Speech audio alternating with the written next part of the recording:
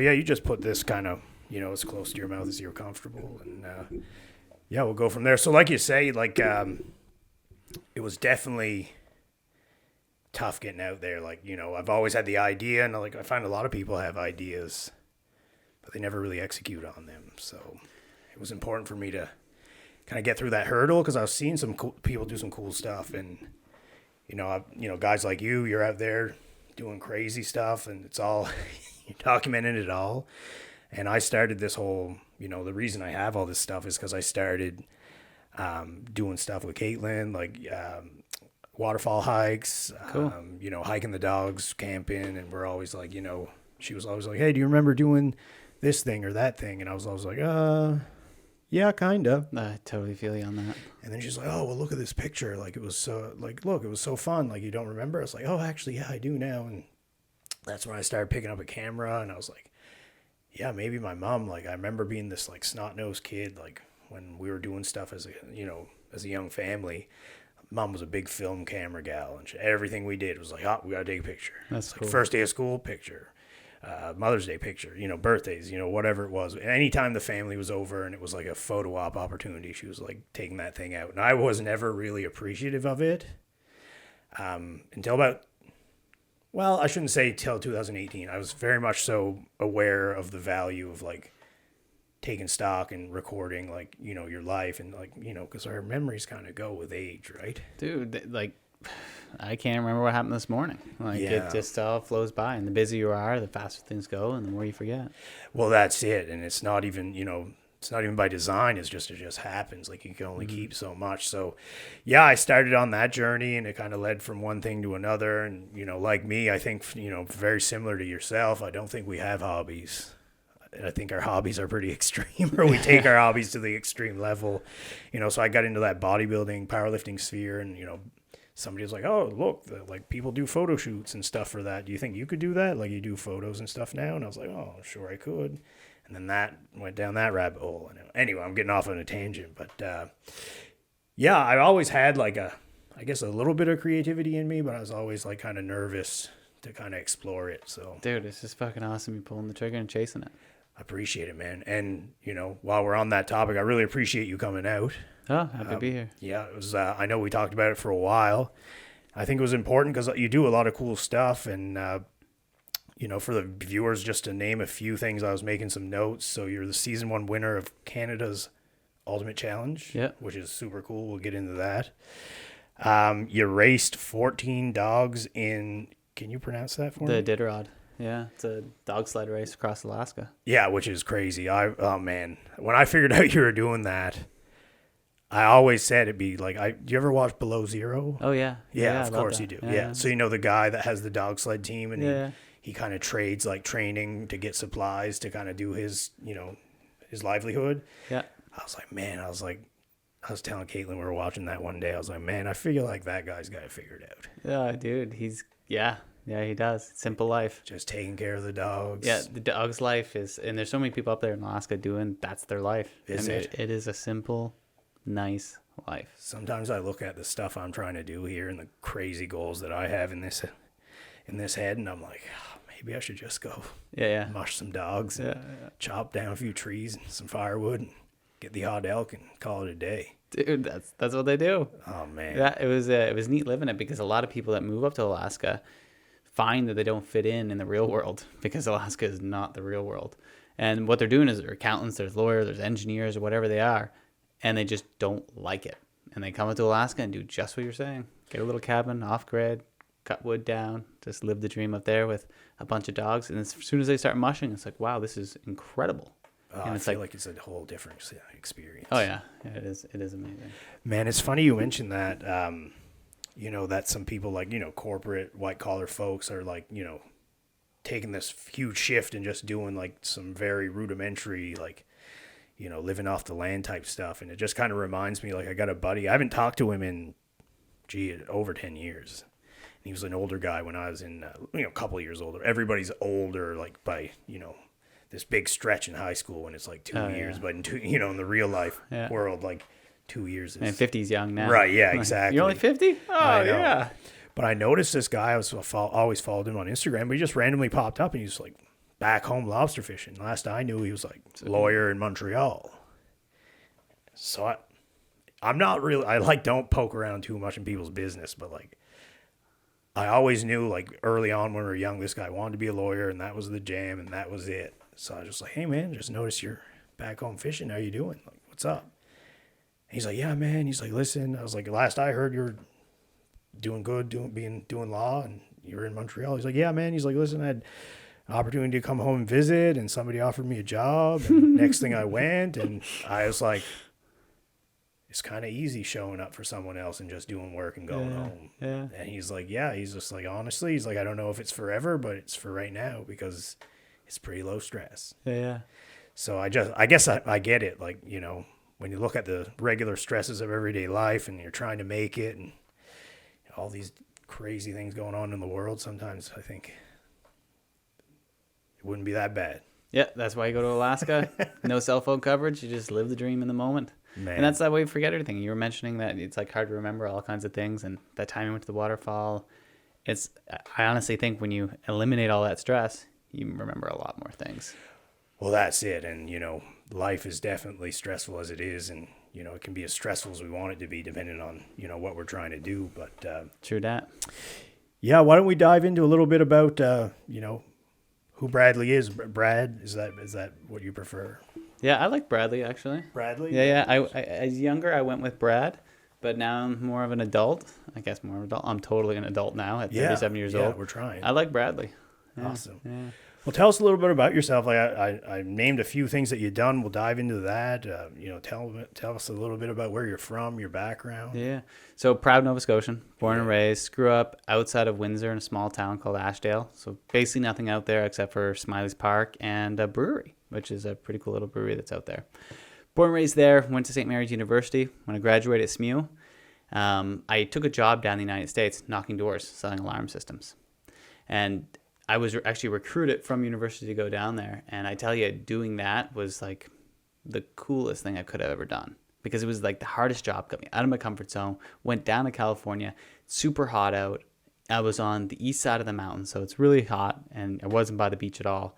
And being dropped off in the morning, going to have to knock doors to tell people about alarm systems, trying to switch them over. That was my first experience with real life. And I enjoyed it. I grabbed a hold. Yeah. What drew you to go over there? Because fun fact, we have a mutual friend. G-Rat. Yeah, G-Rat and Joe P. Joe Power. Right, Joe Power. And funny enough, I knew Garrett a little bit then. Not as well as obviously today. Yeah. And there was a small chance at one point that I was going to go out with you guys and sell alarm systems. Dang. But anyway, I got sucked back into the fishing industry and somebody offered me a job. I didn't go. But what attracted you? What was the pull to put yourself out there and get that experience? Like I know we would have been in university then at St. Mary's, right? Yeah. So I was always like an ambitious kid. I was always pretty good at school and always enjoyed sports. Never the greatest sports, but I would always work the hardest. Mm-hmm. So when I was offered a job to go down to the States and sell alarm systems door to door, I really didn't know if it was right for me or not. Especially where it was 100% commission. You don't even know what you're going to make. And you had to pay for your way down. You had to pay for your visa. You had to pay for all these things. And I remember talking to my mom, and she's like, Brad, like, what do you have to lose? Like, it's just a summer job. Just go down there, like, experience it. Worst comes to worst. We'll get you a plane ticket home, and life will be great.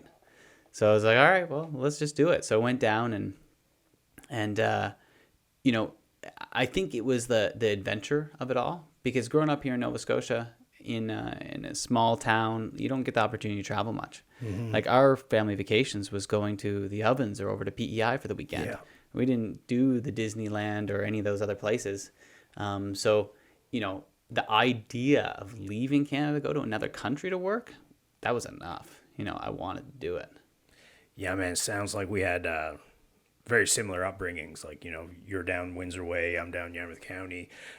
Very much different opinions on from the parents. You know, ongoing, I guess. Like, sounds like your mom like was very supportive on the experience, and my father was always like, "Hey, get out there, meet people." And maybe I shouldn't blame them. Maybe I was a little intimidated of the whole thing. I think it's whatever your support structure is. Yeah. So maybe it wasn't your parents you were leaning on for that support. Maybe it was, you know, a family member or a partner or a sibling or something like that you're getting that encouragement from, or that foundation. Mine was always really my parents, and generally my mom. Yeah. Dad was always super encouraging, and so was mom. But I just don't know what was holding me back. There was just a lot of fear behind, like, Oh, hell's yeah. Being like 19, 20 years old, whatever we were, and like, coming to the city for school. I mean, It was a big deal. I'm not ashamed to admit it. It was a big deal. Oh, heck yeah. 3 hours away. I come from this little rural community in Argyle municipality, Argyle specifically, like few thousand people, to, I don't know exactly what, but 400,000 or 500,000 people at the, today. It was a huge adjustment. So to go from there and then to jump and move for a whole summer, I guess, I don't know what was holding me back. Something was. Dude, and I wouldn't blame yourself for that at all. Yeah. Like, it's just part of life. Like, you get opportunities that present themselves every single day. Yeah. And you just decide which ones you're going to take. Now, what would you say would have been the biggest added value, like doing this experience for you, like getting out there? Is it just like getting out there, or? Nah, like I think that, like, the whole experience, and you can talk to Garrett and Joe about this, because I am brothers with those two for the rest of my life. Like, I actually shared a room with those two guys. So, like, picture this. We're in a 2-bedroom apartment, and there's 5 of us in there. So it was myself, Garrett, and Joe that actually shared a room. And we just had mattresses on the floor, no other furniture. And we just lived there for the summer. And, you get pretty close with someone when you're sharing a room and you're working 12 hours a day, 6 days a week. Absolutely. But the biggest experience, what you learn from going out and doing that, is getting outside of your comfort zone and just trying something new, because you get rejected every single day. You knock a door, they don't want to talk to you. Slam. Yeah. Slam. A lot of slams. They don't want to talk to you. They don't want anything to do with you. But then finally you get someone that wants to talk to you. Maybe it's a nice old lady. She's probably not interested in your alarm system, but she's happy to talk to you. Gives you a little bit more motivation to go talk to the next person. And then finally you figure it out, and you figure out how to get a sale. And then it's like they call it the matrix point, when you actually figure it out and you start getting really good at it. And just going through that life cycle of not ever selling before to taking a product, going door to door, and actually figuring out how to sell it, that's like a very powerful thing, because at the end of the day, it comes down to communication, and that's what we were taught. Yeah, man. I'm super glad to hear you say that, because I think it's something that's not emphasized enough, especially like, early on in our adolescence. We're told we got to go to university and get all this education and know all this stuff. But at the end of the day, you could know the least amount in the room. And I think as long as you keep yourself accountable and you can communicate properly and follow up, in a timely manner, I think you're kind of ahead of 98% of the people. Well, yeah, like, knowledge doesn't turn into money. No. Like, it's your hard work and stuff that you put into it that turns into money. Yeah. Like, you go to a trivia one night, the smartest guy in the room is getting all the trivia questions. He's not necessarily the guy that has the greatest job. Right. Or the greatest life. Totally. Yeah. How would you find that experience helped shape where your career is today? Boo, dude, as like a shooting star. Just breaking free, knowing that I can travel to another country and be safe, take care of my own self, figure out the grocery store, figure out how to like get around, making new friends. When you break those barriers, it gives you a lot of freedom to open up your wings and flap and go as far as you want. And we were always taught to set your goals and to set your goals as high as possible. And that really opened it up to not only me setting my goals high for a career, but also on physical, personal challenges as well. And so that would have been, 17 years ago. And over the past 17 years, I've been chasing and running as hard as I can, while still taking lots of time to experience the moment and have personal goals as well. Yeah, that's definitely important. It's got to have the balance. You got to have the balance. Yeah. I mean, you got to get what you want and go after it, but yeah, you need a little bit of balance for sure. Yeah, I honestly say if you're not balanced, you're not gonna get where you're going. You're gonna get burnt out. And if you've been burnt out before, it sucks. You're down for like a month. You can't really do anything. It's like a sickness. Have you been there? Oh yeah. In fact, when we launched Purple Cow, and I give total props to Joe, because if I didn't have Joe as a business partner, I don't know how we would have got through it. But it was coming around Christmas time, our first year into it. It was just Joe and I running everything. We were doing the phones, the messages, we were doing installs, we were doing everything that was there. We were wearing every single hat. And you installed my internet. Dude, I'm here for you. Let's here, go. Let's right? go. Yes. I was like, hey, I need some Purple Cow internet. Yes. You're like, yeah, cool. It wasn't even you I was talking to, and you showed up at the door. You're like, hey, What's up? Let's go. Where's the stuff? I was like, oh, it's right over here. In and out and over to your neighbors, because like lots of people want inexpensive internet, and that's what Purple Cow prides itself on with the customer service. So right off the bat, like we had a successful combination. So we were way busy. I totally worked myself down to the point that I got sick. I couldn't even answer a phone call. I took myself off the Purple Cow telephone number, and Joe totally rose up and just took care of everything as I took several weeks over Christmas to get back to normal. Yeah, man. I mean, I can definitely attest to his ambition. I mean, I remember Joe coming in, and he always does a great job, better than me, honestly. He always touches base and tries to connect with everyone when he's down. And I remember it was like it would have been pre-pandemic. We went out on a patio, and it's like he was there, but he was on Purple Cow time because he was like he had 14 phones and they're all ringing. Yeah, he doesn't. And he was like customer service. He was like like it didn't even flinch. Didn't even look like it bothered him. Yeah. But like props to Joe P. keeping it together. He's the man. He is the man. So glad you mentioned it. Obviously, you did a bunch of cool stuff that we touched on, but your main thing is Purple Cow Internet. Yeah. At least that I'm aware of right now. Dude, I'm like a one business kind of guy. That's the main focus. Yeah. So we were just working hard at trying to create something special for Nova Scotia. Can you tell me a little bit about that process? Like, how did you and Joe come about with this idea? When did you notice that there was a requirement or some white space for a budget internet only product that you thought would be appetizing for people here? Yeah, totally. So after moving down to the United States, right out of college, out of university there, I stayed down there for 9 years. And then when I moved back home to Nova Scotia, at this point, I already started a business, sold a business, did a bunch of ventures. Now I'm kind of got a clean slate coming home. Goals was start a business, get on Amazing Race Canada, and find a wife. So I get married in 2 months, so check mark there. And then start a business, Purple Cow, and Amazing Race. I didn't do it, but we got Canada's Ultimate Challenge, which is cool. But as far as Purple Cow, how that came about is I knew coming home I needed to, one, use my skill set of being able to sell something. Which I learned knocking doors. And I took computer programming in San Francisco when I was living in the United States. I didn't know that. Yeah, so I wanted to be able to deploy that as well. And so I was looking for something that everyone needs. So like you start at the top, okay, everyone needs electricity. Nova Scotia Power is doing pretty good right now. Yeah, they got that locked up. Yeah, it's a pretty tough one.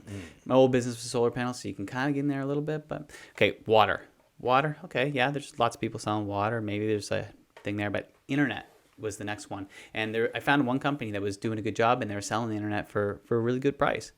However, they had shit reviews, just like 1.5 star on Google. I just couldn't believe it. And I thought, man, if you can sell internet for $60, but have amazing customer service, you'd have a slam dunk. So I started trying to figure out exactly how to put these pieces together, calling friends, reading stuff online, looking at the tariffs, started to put it together, hired a consultant, got it basically all the way down the line where I'm investing money, putting it all together, websites up, and I knew I'm going to need a business partner to make this happen. And Joe was one of my first people I called because he used to work in telecommunications. He's an amazing sales rep, awesome business partner, and just all around one of my best friends that's out there. And it took a little bit of convincing because Joe was working on another business at the time, but eventually he jumped the fence and joined the herd. So once Joe and I combined, it was not too long after we actually launched the business and had a launch party at SMU, invited a bunch of friends. There. I know, yeah. Still waiting for my shirt though. I'll hook you up. But yeah, like once we launched it, it was gangbusters. It's just been a Nova Scotia success story thus far, and we have some incredible things planned for Nova Scotia and what we're going to accomplish. Yeah, man. I mean, I remember when you guys announced you were doing that, I was like, what the frig? And I was like, well, I'm obviously all in, like canceled my internet, signed Love up. And it was like, and I'm very much a person like that. And it's very much why I made this podcast. I grew up in a place where we only had so many services and products. And you always supported the guys in the area that were good and treated you good. So naturally, my friends, my circle, anything they do, I'm supporting. I like that. Yeah. That's what life's all about for me. It's reciprocation. There's no good coming up on your own. Yeah. You got to bring your people with you. Yeah. And you're not going to get ahead by yourself. You got to work together. You know what? I've really come to that realization tenfold recently, and I can't divulge exactly. That's to be determined, but it's coming soon. You know, especially in the life of like real estate, like I was convinced like I can just like do it on my own. Like, I don't need anybody. And, like, you know, I was a little jaded coming out of, like, getting let go from Unilever, non-performance related. You know how it is. Yeah. National business scope, their portfolio nationally. When you look at Canada, Atlantic Canada is 10%, over to 10% of the investment. So, yeah, I just kind of, like, I got brought up as, like, if you work really hard, you'll always have a job. You know, that good old blue-collar work ethic. And it just, like, goes to show it's not really how the real life works. Like, you're kind of an employee number on a spreadsheet, and yeah, you show your value, but only go so far.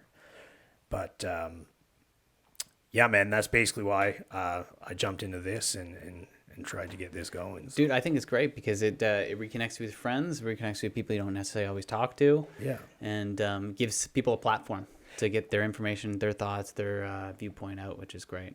100%. And I'm not like any huge network or anything yet, but like, we do our best. We get some decent plays, and Mr. Beast started just like this, right? And not even with all this cool gear you got. Right. Like everyone starts from somewhere, so it's like you can't knock the guy for trying. Yeah, absolutely. And I think that's the main thing, and we touched on it a little bit before we got into it. But I think the main thing is just if you have an idea, just try. Oh man, go for it. What's the worst that can happen? It didn't work. Try something else. Yeah.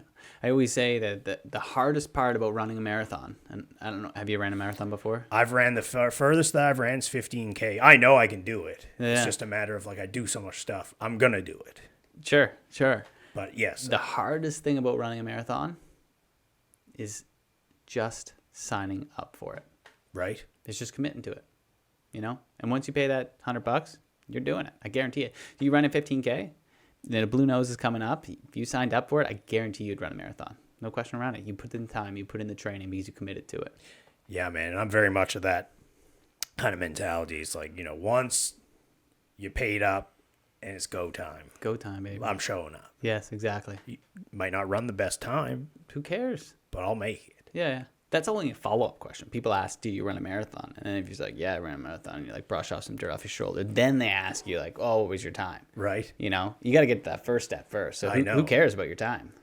Not me. No, screw that. I started running. My buddy was always like asking me about my pace. I was like, man, I just started. Who cares? I had a distance goal. Yeah. The pace thing's just like a secondary, maybe even third. Man, you can go down the rabbit hole and then you can go to the pace, you can go to your heart rate, you can go what gels are you eating, like how often you taking your salt tabs, do you take Advil or Tylenol? Like there's all these things you can jump into it, but at the end of the day, it's super simple. Just get out and run. It is. It's simple. It is pretty simple. Yeah. And every day you do it, it gets this much easier. Every time, yeah. You can go this much further. You breathe a bit better. Yeah. You're a little less tired. And I think it really comes down to, I've been on this big like goal setting kick, and I think people just like look at the goal at the end, like marathon, kind of get to the end. This 40 plus, 42 and a half kilometers? 42 and a half. Yeah.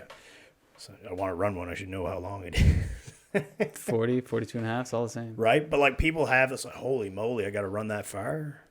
But it's like, you don't run a marathon every day for training. You start 5, and then you're at 10, and then you build the volume, and then you got short goals. So like this week you got to run, 20K, the next one 25, and it's all like, periodize up, periodize down. Like if people just kind of like broke things down to digestible goals, I think everybody'd get a little bit further. Totally. Yeah. I think that's where we're losing a little bit. We're just like, too big, done. Yeah. Next one. Yeah. Break it down to manageable goals. Start with something that you feel is achievable. Just start with something. Yeah. Now you did some crazy cool stuff. Out of all the things that you've done, we've the latest one was the winner of Canadian's Ultimate Challenge. You want to tell us a little bit about that? Like, what does that encompass? I followed along a little bit, but it's like one of those things. I don't freaking have cable, so I was trying to follow online. Dude, Purple Cow Internet has TV now. Hey, it's super easy. Upsell already. We'll get it to you. No problem. We'll sling it over. It's just snappy. Download it. You can watch it on any device, web browser. Imagine. Dude, how much? It's super easy. $20. $20. Yeah. It's cheap all around. Yeah.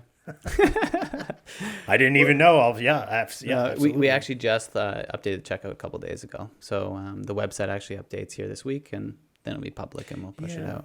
I shouldn't say I didn't know. I think Joe mentioned something about it forever. It's been in the making for a little bit. Well over a year and a half now. Okay. It is harder to get all the approvals with all the different TV channels, platforms, technology to be able to launch TV than it does to do internet, which doesn't make any sense. But yeah, that is weird. A lot of red tape. To put some context around Canada's Ultimate Challenge, I feel like I've been working towards this competition reality TV series that's on CBC and CBC Gem for basically all my life. So when I moved down to the United States, I was asked by a buddy to run a marathon with him. And I had never run a marathon. The marathon was actually only a few days away. I didn't know that at the time, but I agreed to the marathon and then found out it was only a few days away. So I went out, bought new sneakers, new shorts, and was like, all right, let's just do this, see what happens. So just before you move on, how much running experience did you have prior to? Like I said, I was always a fit guy. Won athlete of the year in high school. Okay, so you have a good base. Yeah. I was on lacrosse team in St. Mary's. Like I was always an athletic dude, but running for fun was just never a thing I would do. I'd run to like catch the lacrosse ball or kick the soccer ball. You know, there's an objective to the running. Yeah, exactly. So not just getting to the end. Yeah. So the idea to run a marathon, I never even really thought about it. So when he asked me to do it, you know, I was hesitant, but agreed to it, and then found out it's only a few days away. So I remember being at the starting line. There was a ton of people there, and I was like way pumped and like excited. I didn't have a watch. I had like those like cotton underwear on with like other shorts over them, like not the right gear by no means. And, you know, gun goes off, start running, lots of people around. It was really exciting. First 10 kilometers go by, and then the next 10 kilometers go by, and then the pain starts setting in. Not only the pain in like your legs and your feet and your hips, but your belly as well. Like you're not feeling too good. Now you're like seeing chips and you're just throwing them back, and like, oh, someone's giving out water and mini sips. Like, yeah, let's do it. So I'm just like trying to figure this out as I'm going, but I'm still trying to run as hard as I can. But then the pain really starts setting in. And I remember one of my calves, it was like lightning going through it. I was like, holy shit. And like next calf, lightning going through that. And I could barely walk. It's just every step was just burning. And I felt like in that moment was kind of like knocking doors, where I had an opportunity or a decision I needed to make at that moment. Like, am I going to push on, or am I going to like sit on this curb and kind of give up? And that kind of set the tone for really the rest of my life thus far. I chose to continue on and keep going. And what was crazy is I had no idea about any times or anything like that, but I missed qualifying for Boston by under 10 minutes. What? Yeah, and I didn't know anything about that stuff. You have to do under 3.5 hours, no? For Boston? I think at the time it was 3 hours and 5 minutes for that qualification for me. Wow. Yeah. So like I've never ran such a fast marathon, and I've run probably a dozen other marathons since. So that was your best time? Yeah. First time ever? Yeah. And how many have you ran since? 12. Wow. Dozen? I don't know, maybe more. And what do you think got you to that time? Just the pure... You just don't know. You just didn't know. You know it's going to hurt, but like, how bad is it supposed to hurt? How are you supposed to pace yourself if you've never done it before? You're just going in at it, you know? And I've never run a fast marathon ever since.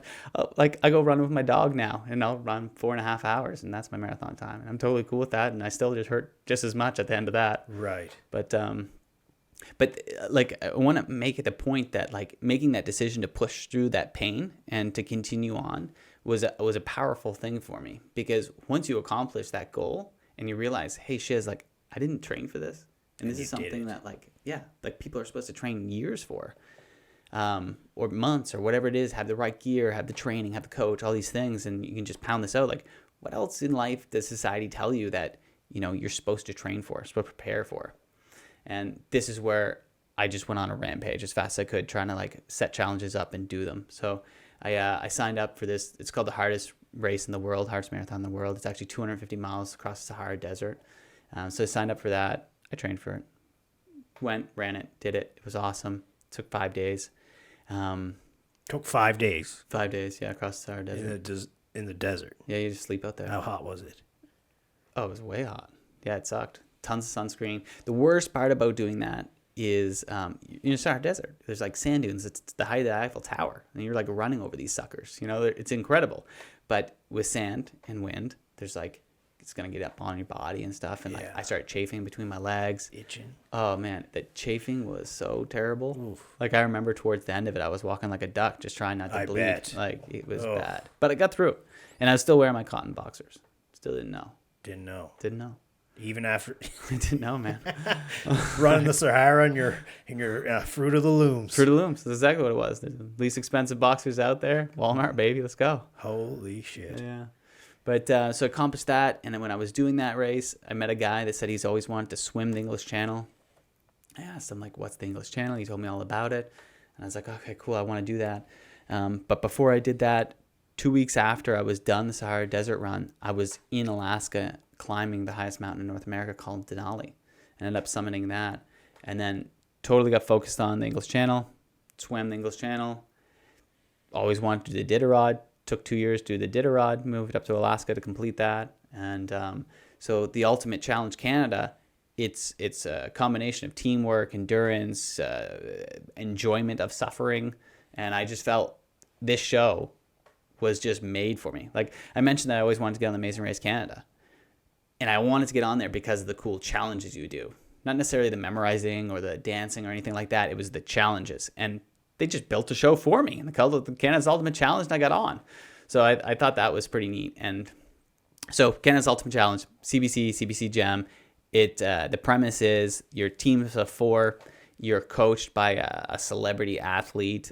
Donovan Bailey was one of the coaches. That's Luke cool. Wilson. Yeah, I didn't see that. Yeah, to like work with those guys of that kind of a caliber athlete is pretty powerful, because when they're telling you stuff and they're giving you advice, like my coach was Luke Wilson. He's just telling me about like when he's winning the Super Bowl and the shit he had to endure, and Pete Carroll, his coach, like telling him things, and like he's now bestowing that knowledge down to us. Like, holy crap, like that's pretty dang cool that we have that opportunity to be around this person that's going to teach us these lessons that, you know, the highest paid, the most professional athletes in the world are getting. So you have that opportunity to work with those coaches, and basically you're traveling around Canada doing physical challenges, competing against everyone. And as the show goes on, teams start getting eliminated based on a point system, and it all culminates down to 2 teams, and it's a free for all there. You know, you wanna get it. And Team Black, the team I was on, ended up winning the whole thing, and I was super stoked, and I'm just thankful for the opportunity. It was a lot of fun.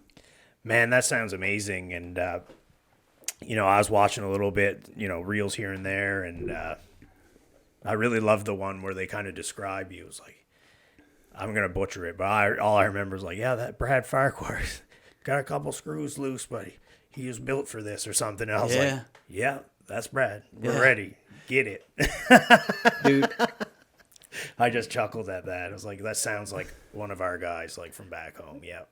Dude, like, yeah, I was only on that show to win. I wasn't there to make friends, to have life experiences, because I've done a bunch of cool things in life and I want to continue doing life things. Yeah. But I was there to win. That's Absolutely. all I wanted to do. So every night I would get back to the hotel, I would work out, I'd go to bed early, I would stretch.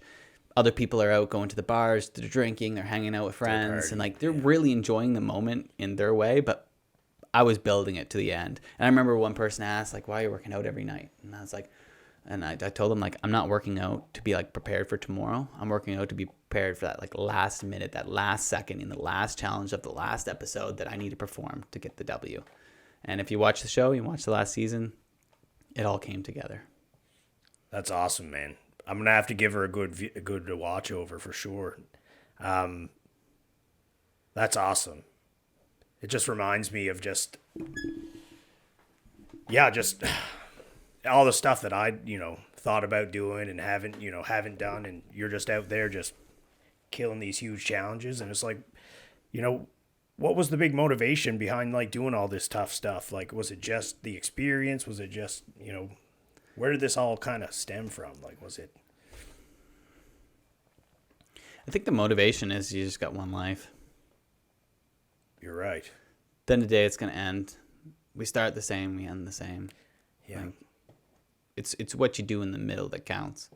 And so if you can set goals, why not set them high?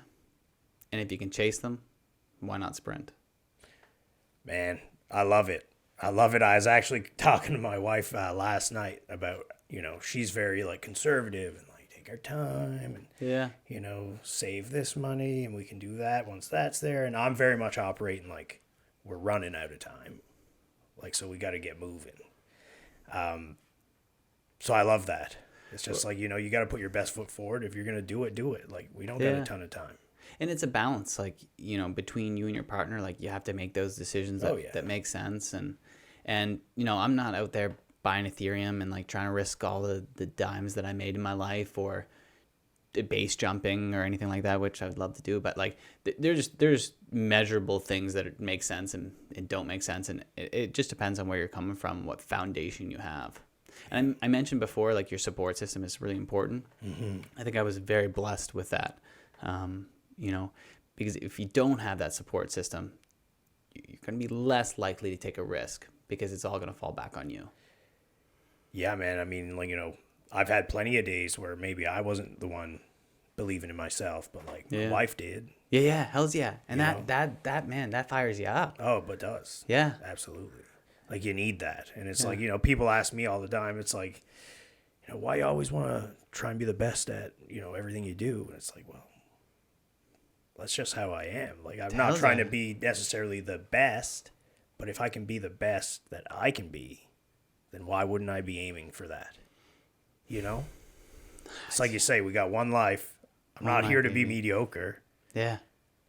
You know? And there's always going to be someone that's like greater at it than you. And like, it doesn't really matter what you do. Someone's probably already done it before. So it's like, at the end of the day, if you take the ego stuff away and you're just trying your best, that's really all it comes down to.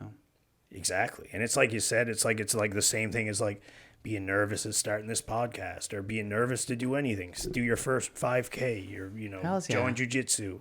It's like, you just got to set the commitment and do it. Because there's so many people out there that probably want to do the same thing and they're just choosing to not. Yeah. And what kind of life is that? Well, it's just to choose to not pursue your interests or your dreams. It's a life of mediocrity, you know, and there's no scale here that we're talking about. It's, you set the tone with whatever your goals are. If you have goals and you don't chase them, yeah, that sucks. What are you here for? That's right. One life to live, baby. I want to live the one I want to live. Hell's not the one I was told. Oh man, yeah, you know? Agreed. So, what's next? Any challenges on the forefront? Are you looking at anything else? I mean, you've been summiting mountains. I mean, there's bigger ones to do. There's more races. Like, I look at a lot of things as like check marks in life. So, swim the English Channel. That's one of the biggest, most popular swims in the world. How long is it? Check mark. It's a marathon swim. It's like almost 40 kilometers across. Can you bring me to that? Like, I have like a little fear of like the unknown and the like below me. Like, for some reason, as I got older as an adult, like lakes and ponds and weird stuff that I don't know about, like, it's not really like, doesn't register well up here anymore. So like, can you bring me through that experience and how like you felt in the open water? I'm assuming you had like a boat or a spotter or something, but like very much so on your own out there. Yeah. We chatted about it. It's baby steps, and it's a moment in time when you pull the trigger. So I'll tell you my English Channel story, and I think you can relate to it in that sense. When I was running the Sahara Desert, I was talking to this guy, and he was saying he always wanted to swim the English Channel. I had no idea what the English Channel was, and most people wouldn't. Why would you know? Like, I don't, you know. Anyway, so he said it's a swim between England and France, body of water. I'm like, okay. And I was just like, how far is it? He's like, oh, it's 42 kilometers. I was like, okay, like, do you like rest halfway through? And he's like, no, a boat's there. It's beside you, but you can't touch the boat. It's just there to guide you across. Because when you get in the middle of the water, like in between England and France, you can't see England anymore. And oftentimes you still can't see France. So you need a guide to get across. All you can wear is just a swim cap, goggles, and a Speedo. Never been in a Speedo before, but I got excited. So the whole idea of actually doing this was not even a thing at the time, but it stuck with me and I started thinking about it. And I think in life, we all have those things that you're just kind of thinking about, like, oh, it'd be kind of neat to do this, kind of neat to do that. Yeah. And then you kind of graduate from just thinking about it, starting to research it. You're like, oh man, like this is how you can do it. Okay, you read that blog post. You actually talked to someone that might have done it before, is doing it. And the reality starts in, like, maybe I can try this. So I ended up figuring out boats that you could book and pay money to like guide you across. And I called them up, emailed, got it booked. I remember wiring the money over. And at that moment, I was like, okay, I'm doing this. My next step was to learn how to swim. So I was never a swimmer. I grew up in like, the country, there's like rivers and stuff, but never a swimmer. I was living in Princeton, New Jersey at the time. So I went to the Princeton University to the swim coach. I told him what I wanted to do. And the first question he asked me was, tell me about your resume. I was like, resume? Like, I don't know. I grew up near the river and I had one of those circle pools growing up in your backyard. You swim around in. And I remember telling him specifically that I was like really good at Marco Polo. The game, we try to tag each other. As if that's going to impress the Princeton swim coach. Right. Anyways, he wasn't impressed. Well, I think he thought I was just joking, So he's like, all right, kid, like jump in the pool, swim, like let's see what you got. And like jumping in this pool is a pool that's like pretty deep and has those lanes going across. First time ever in lanes. So I'm like, sure, jumped in. And I'm wearing a Speedo that I just bought. Like I just pulled the tag off when I put it on. And so I start swimming across and I'm swimming just like anyone else without swimming experience would do. It's nothing fancy. I'm gassed halfway across. And I get to the end of the pool and all these guys are doing these like really cool kickflip things off the edge of the pool. And going back. Going back. Never did that before. So I just kind of like spun around and like kicked off. And I got out and the coach, he said like, okay, you said you're swimming the English Channel, right? And I was like, yeah. And he's like, you're doing this in 8 months from now? I'm like, yeah, I'm super stoked. And he's like, Brad, I'll tell you right now, there's no way you're going to be able to swim the English Channel in 8 months. How did that make you feel? Well, like any time someone is discouraging to you, it kind of takes the wind out of your sail. Even if you don't mean to do it to someone. But I think with time, and that could be a pretty short amount of time, it could be not a lot of time, but you realize that this person telling you that is actually probably putting himself in your shoes and thinking he can't do it. Well, it's funny you mentioned that. I was just going to ask, like, where do you think that, like, his answer, do you think that was the right one to give you? Well, he can only give me an answer based on his perspective. Only know what you know, right? That's right. And you don't know what you don't know. Exactly. So, like, for him, he does not think he can swim the English Channel. And he's the Princeton swim coach. He's a phenomenal swimmer. He's won awards. He's like, blah, blah, blah, blah, blah. So, like, if he can't do it, why the heck could this kid that just showed up with zero swim experience do it in 8 months? He's rightfully thinking probably the right thing, Now, should he be discouraging? Probably not. That's like a coaching thing he could work on. But his advice saying you probably can't do it, I think that's fair. However, he still was willing to coach me. And I still showed up there at 5 a.m. Oh, he still did it, though. Yeah, well, yeah. He's transparent, but he showed up and still helped you. Yeah, so there was like a Princeton Masters Swim Club. So there's a group that met every day, 5 days a week at 5 o'clock in the morning, and he was the coach for it. So I'd still show up. I would still do that every single day during the week. And on the weekend, I was doing these really long runs. And eventually you transition from the pool to open water. And your fear is I can relate and sympathize to it because I have the same fear. You do? Oh, totally. Yeah. So like I started in like pretty shallow areas where I could see the bottom. I could see the seashells and the sand and stuff, and I'm swimming along. But, it doesn't take long and you're in really deep open water. And, the glimmer of lights coming down and up, like I always thought there was going to be this like scary Medusa kind of hair person coming up to like grab me and pull me down into the water. You gotta like, tell me. Yeah, freak. Like that person just lives there. Like, I don't know. Something's there. Whale falls swim me up. Like, I don't know.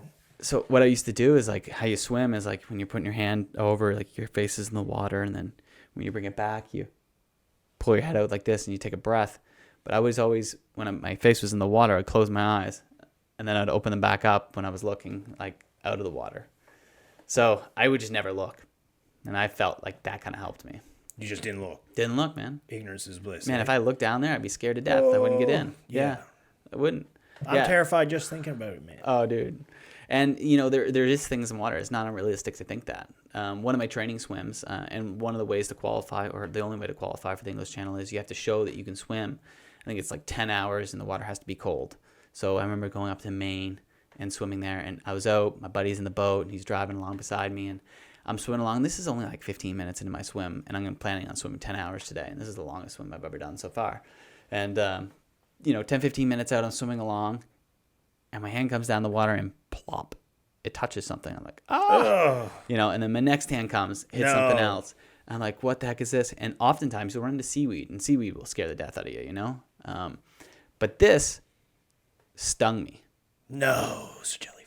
And it starts sliding down my arm, stinging my arm, across my face, stinging my face, all the way down to my toes, stinging me all the way. It's a dang jellyfish. It wasn't one.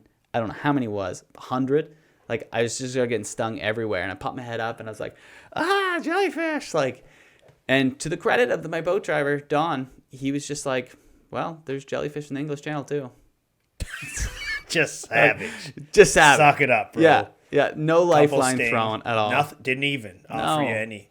No. You're fine. Yeah. So just Brush it power off. through. Yeah, power through.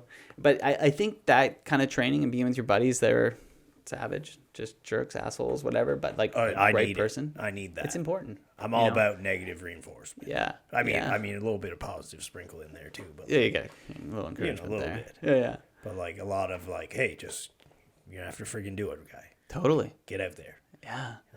And then, so I show up to the English Channel, and this was one of the easiest swims I ever did. And I don't want to take anything away from the English Channel, but like the stars aligned. It wasn't a really bad day. I had my family on the boat for encouragement. My partner at the time. We started super early in the morning, paddling along, and it didn't take too long, and you lose sight of England, and you're just cruising along. You kind of get into the middle of the area, big shipping lanes for boats that are going across, massive oil tankers. You can hear them, yeah. And the boat's right beside you that's driving along, so you can hear that boat quite a bit too. And we're cruising along, and like the first hour goes by, second hour, 4 hours, 8 hours. And 10 hours goes by, and the sun just completely goes down. Now I'm swimming in the dark. And you're talking about being scared in the water. Imagine being open water, ocean, dark. You can't see anything. I'm nervous just listening to you, man. And I'm cruising along, and I can kind of see some lights in the distance. And they're dropping this dinghy off the back of the boat. And I know when they're dropping the dinghy off the back of the boat, that means this boat can't go too much farther because it's starting to get shallow, and I must be getting close. That's good. Yeah. I'm like, fuck, yeah. I've already got anticipation in my head watching you go. Yeah. And so like I'm starting to get excited, and when you get towards the end of something, you like start taking energy on that excitement. Yeah, and you're pacing up a bit. And about every 30 minutes, I would pop my head up, and they would feed me. Basically, throw a bottle out into the ocean with a string attached to it, so I could drink whatever is in there, and they pull it back. And so they threw the bottle out. I'm thinking like, cool. And they say, Brad, the tides have changed. We're actually stuck in one spot, and the tides are actually starting to pull us back out. And this is a pretty common thing with the English Channel swim. You can be within a kilometer of that coastline, and tides change, and they pull you right down. Ripping you out. Yeah, and you can't beat it. Like, you're going to hang out for 8 hours to beat the tide? That's pretty tough. And this guy said, Brad, you have to swim harder now than you have all day, than you ever have. You're telling this to a guy that has just swam 11-something hours. Super positive attitude. It's like, yeah, let's go. Put my head down. I just started kicking hard, paddling hard, and just swimming. And I swam so hard that I swam harder in the last of my swim than I swam at the very beginning of my swim. How long? The English Channel swim was 12 and a half hours. And the last stretch? Sorry, the English Channel swim was 15 hours. Sorry. It's the time. Okay, it's been a forget while. Things, yeah. Yeah, 15 hours to swim across. So the last hour was my fastest swim compared to any other hour I had. And I noticed them starting to like work on this dinghy thing again, getting it down. So I'm like, holy shit, like this is working. And so I'm swimming harder still. And my mom and the boat driver gets in the dinghy, and they kind of go ahead of me. So now I'm just following this dinghy. And sure enough, as I'm coming along, I can't really tell where I'm at, see the lights in the distance. And so I pop my head up, and my feet touch the ground. I'm like, Jesus, okay. And then start swimming along, and my hands start touching the ground. I stand up, I run out, clear the water, throw my hands up in the air. I swim the English Channel. That's crazy, man. Yeah, it was awesome. That's a powerful story. Dude, it was a powerful moment for me, and it's crazy too, because life is about building blocks, and you're like trying to build stuff on top of that and stuff on top of that. And you ask me what's next. And I think the one I'm working towards now, the overarching goal, something that sounds so unrealistic that as a 37-year-old dude, I want to try to qualify for the Olympics. Yeah, I actually had that wrote down. I don't know why. Yeah, so I'm going I knew for it. the next one. Yeah.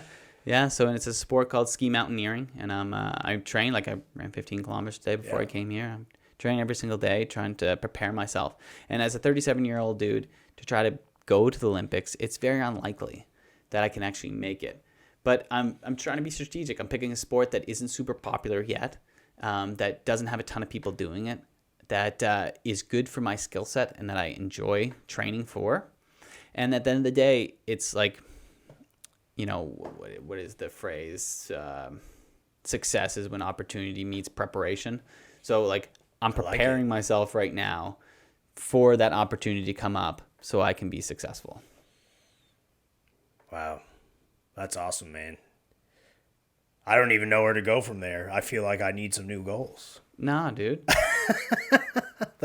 Just keep on. Like, I wouldn't do this. This is scary as fuck to me. You're crushing it. Yeah, I appreciate it, man. And I'll definitely keep going, and it makes it easier, you know, every time and every day I hear somebody that's, you know, gives some words of encouragement and, you know, says they enjoy the content or, you know, they like the real estate stuff and the reels. And so I really appreciate that. You know, maybe we should get out, do a little bit of training, you know, help you. I mean, unless you dust me at running, like I'm happy to run, but dude, get the miles in. Looking at those thighs, you can help me out with some legs. Hey, let's go. Let's do it, man. I'm always up for it. I'm very much of the opinion, like people are like, oh, why do you do so much stuff? Like, why do you run? Why do you do jiu-jitsu? Why do you do weights? So it's like, I very much just like to be prepared for anything. Tells ya. God forbid anything happens and like the world as we know it ends, like I'm going to survive. Yeah. Now that might sound crazy. People might be like, oh my God, this guy's like some kind of doomsday prepper or something. But like, hey man, if shit goes sideways, like I need to know that my family's like taken care of. Yeah. And if that means being able to survive in the woods or run further than someone else or defend myself better than someone else or move stuff, pick stuff up better, you know, I'm doing it. Doing it. Why not be? Yeah, I love that. And like the prepper mentality with skill sets, I love that. I love skills. Yeah. And, you know, how did they say, I'm going to butcher it, but like dreams without goals are just dreams. Yeah. Or without dreams without action or goals without action. Anyway, I might have to cut this. I messed it up, but you know what I'm saying? Like if you don't go for it, you're never going to do anything. And goals are a dime a dozen. Everyone can say they want to be an astronaut when they grow up. Yeah. But if they're not going through the tried and true method on how to become an astronaut, they're not going to become an astronaut. Yeah, man. So one thing, obviously being like a Halifax-based podcast, you know, Halifax Network, a lot of times I like to, you know, kind of cap things off with asking them like, you know, why Halifax? Like I know you've been all over. You've been in the States. You lived in the States for almost, what did you say, 9 years? 9 years, yeah. Out of university. I graduated in 11. So, you know, what made you come back here? I know home's here, but like, you know. Yeah. So I lived all across the United States. I lived in France just this last year. Lived over in BC, Alaska. Why I came back to Nova Scotia is because you ask yourself, like, what's important in life? And sometimes it's your family and your friends and the people you know is the most important thing. So I moved home to be close to everyone that I know and just to be happy. And Nova Scotia, Halifax, it gives you that happiness. It is a special place here in Canada. And I think we are so lucky to all live here. I couldn't agree more. I'm super happy to have you back in Nova Scotia. I think it's the place to be. I mean, family's important. And, yeah, I'd be super interested to have you back on and hear what other crazy challenges and goals you've been up to. Let's go. But I think this is a great place to end it. And I just want to thank you for coming on. And I hope if anybody's watching and listening and they enjoyed it, if they take anything out of this, it's just like, hey, if you want it, just go after it. Yeah, set the goals high, chase it. One life. One life, baby. Let's go. All right, thanks, Brad. Appreciate it. Have a great one. See you later, guys.